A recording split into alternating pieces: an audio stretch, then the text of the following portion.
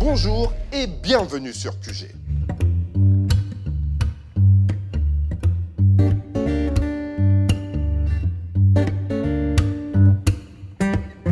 Une nouvelle loi sur l'immigration.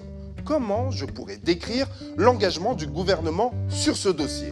On rapporte une histoire abracadabrantesque. C'est de la poudre de perlimpinpin. Le gouvernement a tellement hésité que c'est Éric Ciotti et ce qu'il reste du parti LR qui annonce à son tour une proposition de loi sur l'immigration. Contrôler l'immigration, l'un des mantras de la droite. Analysons ensemble ce point.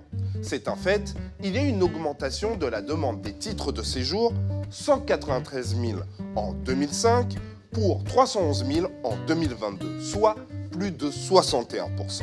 Il faut arrêter l'immigration de masse. Premier point, il faut arrêter le regroupement familial, être moins naïf sur l'asile, diviser de façon importante l'immigration, la fausse immigration étudiante. Donc ça, c'est un sujet. Oui, c'est un sujet, monsieur Ciotti.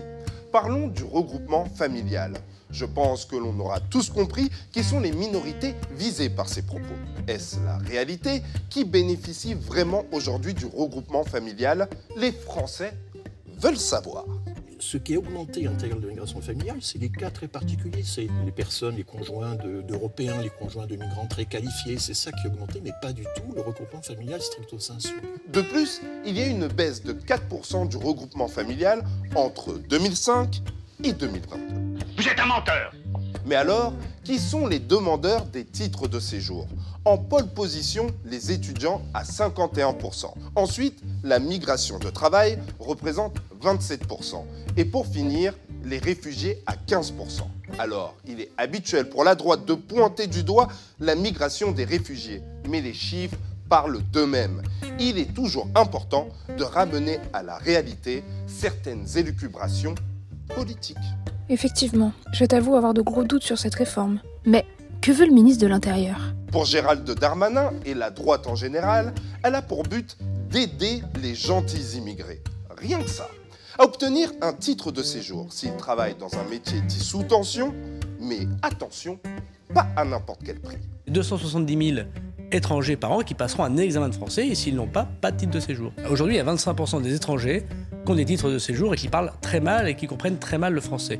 Comment voulez-vous qu'ils s'intègrent? Après, on dit qu'il y a du communautarisme. Alors, j'ai des doutes sur ce test par rapport aux étudiants. Mais bon, qui sait, autant vérifier si nous donnons de faux diplômes. Attardons-nous plutôt sur les chiffres de l'OFPRA.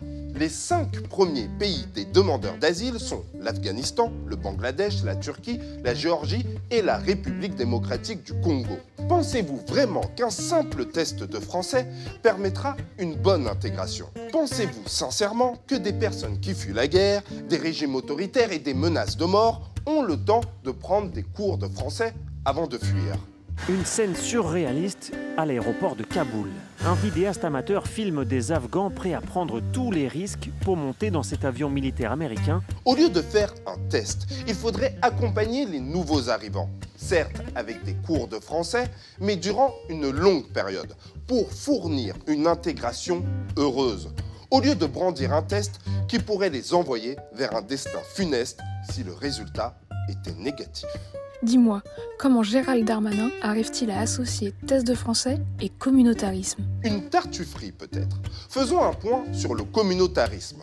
Quand le ministre emploie ce mot, il tente de toucher la partie limbique de votre cerveau, celle des émotions, celle qui a assimilé les images que vous voyez à longueur de journée sur les chaînes d'infos, les faits divers.